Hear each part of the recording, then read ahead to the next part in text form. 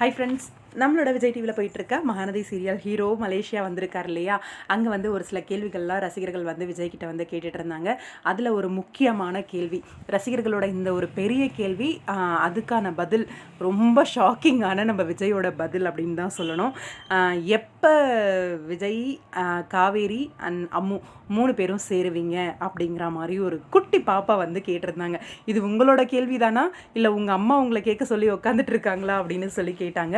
இல்லை இது என்னோட கேள்வி தான், சொல்லுங்கள் அப்படிங்கிற மாதிரி கேட்டிருந்தாங்க. அந்த குட்டியை அவ்வளோ விரும்பி பார்க்குறாங்க போல இருக்கு அந்த சீரியலை. அதுதான் அந்த ஒரு கேள்வி. நான் ரொம்ப ஃபீல் பண்ணிகிட்டு இருந்தாங்க அவங்க 3 பேரும் பிரிஞ்சிருக்கிறதுனால. அதுக்கு நம்ம ஹீரோவோட பதில் இருக்கே, எவ்வா முடியலடா அப்படிங்கிற மாதிரி இருந்துச்சு.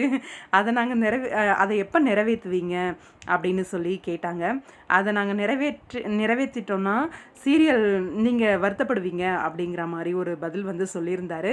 வருத்தப்படுவீங்களா அப்படிங்கிற மாதிரி பார்க்கும்போது, எஸ், சீரியல் வந்து எண்ட் ஆயிடும். அது வந்து நடந்துருச்சுன்னா, அது நடக்காமல் இருக்கிற வரைக்கும் தான் ஒரு இதுவோட ஜோஷோட எல்லாம் பார்ப்பீங்க அப்படிங்கிற மாதிரி சொல்லியிருந்தார்.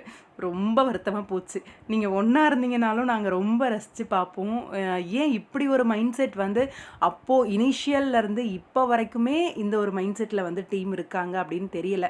மேபி இதை பற்றின ஒரு டிஸ்கஷன் போயிருக்கும் அப்படின்னு நினைக்கிறேன். அதுதான் சுவாமியோட இந்த பதில் அப்படின்னு நினைக்கிறேன். விஜய் காவேரி ஒன்று சேர்ந்துட்டாங்கன்னா அதோட சீரியலை முடிச்சிடணும் அப்படின்னு ஏதாவது பேசியிருக்காங்களான்னு தெரியல. இப்படி அவரோட பதில் வந்து ரொம்பவே ஷாக்கிங்காக தான் இருந்துச்சு. இன்னும் கொஞ்ச நாள் நீங்கள் லவ் பண்ணிக்கிட்டே இருங்க, இப்போதைக்கு சேர வேண்டாம் அப்படிங்கிற பதில் தான் எங்ககிட்ட இருந்து.